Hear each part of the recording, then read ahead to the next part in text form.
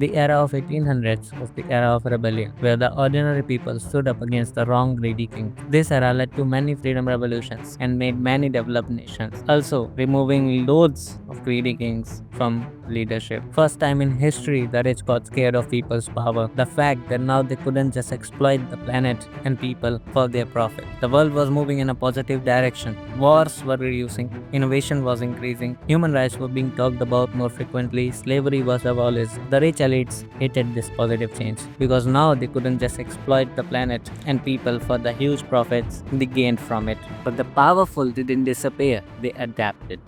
They played the long game, the game of fear.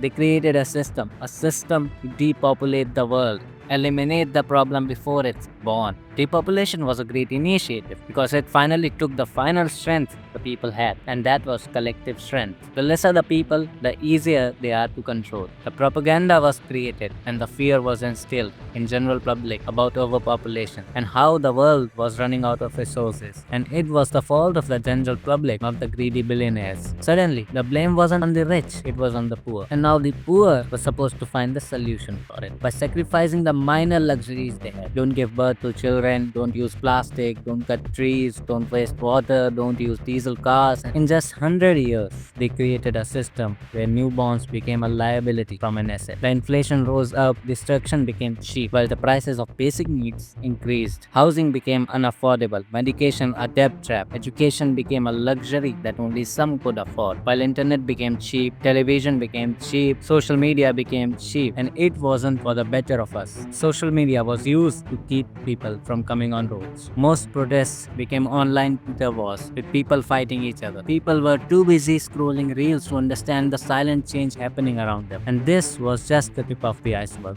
Food turned from fuel to poison. Food production was industrialized. Use of chemicals in farming was normalized. The per capita nutrients per food item were reduced, while organic food was made expensive so that the rich get the nutrients while we get the chemicals. Processed food became the norm, infused with more and more chemicals, sugar, preservatives instead of nutrients. Health problems rose up. Every adult got diabetic, heart attack, high blood pressure became a common disease. Mental stress levels reached their peak due to poor nutrition, expensive economy, bad education, and corporate pressure. They made the body weaker by chemicals in food, and now they are weakening the brain with TikTok and brain rot. In a matter of 4 generations, people went from being naturally tall, healthy, and strong to having a fat belly, 100 heart problems, weak immunities. Not the genetics, it's the engineering. The illusion of progress was sold. We are evolving, we are free, but the freedom doesn't come from Netflix subscriptions. It comes from the truth. The planet that could hold 20 billion and still feed them is running out of resources. Countries like USA, Russia, Australia, 2-3 times larger than India and China are mostly empty. Countries like Korea and Japan are dying because of low population, with rich again trying to take control by throwing the democratic governments. But still, the majority of youth is blinded by overpopulation propaganda because it was set up so properly. And their propaganda worked. They played the game and won. In less than 50 years, birth rates fell drastically all around the world.